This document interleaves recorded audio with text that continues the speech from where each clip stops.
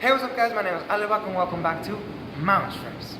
Have you guys ever seen one of those cardboard model houses or buildings? Architects make these in order to have a visual representation of what their work is going to look like. But there's a lot of planning involved. You know, they have blueprints, they have planned where the water pipes are going to go through, the electricity, and it's just a lot of work. Now, I want you to think of God as an architect, but instead of houses and buildings, he makes lives. And to every single life, he gives them a specific plan, purpose, style, and color. Who has heard of the words, God has a plan? I have, and I believe it because his word says it.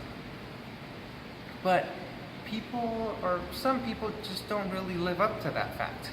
You know, they live and they think they're just ordinary, when we're extraordinary people because God has an amazing plan for each and every single one of us. But what do? We don't really take on, or we don't really believe it is a fact when it is. You know, God is like, follow me with all your heart, soul, and mind, and I'll shine my light upon you. But what do we go? We're just like, nah, really? You know, some of us, you know, and we need to wake up. We need to stop that attitude because it's not correct. We are made for greater things. Whoever you are or whatever you do, God can make an impact in your life. If you're a baker, if you're a policeman, if you're a CEO, if you're a student, God wants to use you. Let me tell you, God wants to use you. Think of the disciples, for example. Do you think they were any more special than you? They were fishermen, tax collectors. One of them was even a killer. But, you know, and God used them in such an amazing way. You know, and they said yes to their calling.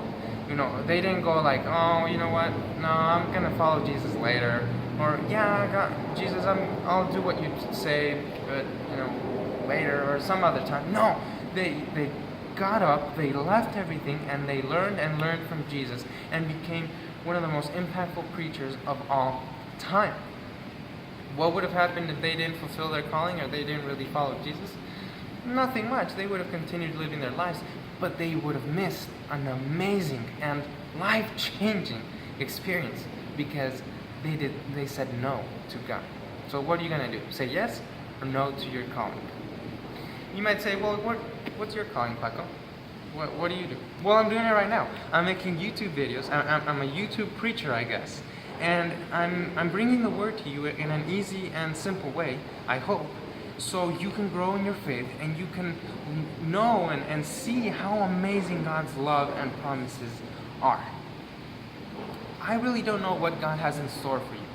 That's the reason why you have to ask Him. You need to ask Him in prayer and be more connected with Him and His Word.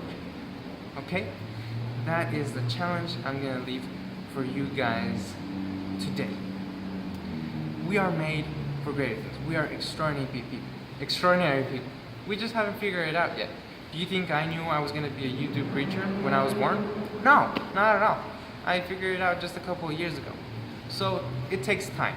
Don't feel pressured. I'm going to further on be making videos about the disciples and their lives. Okay?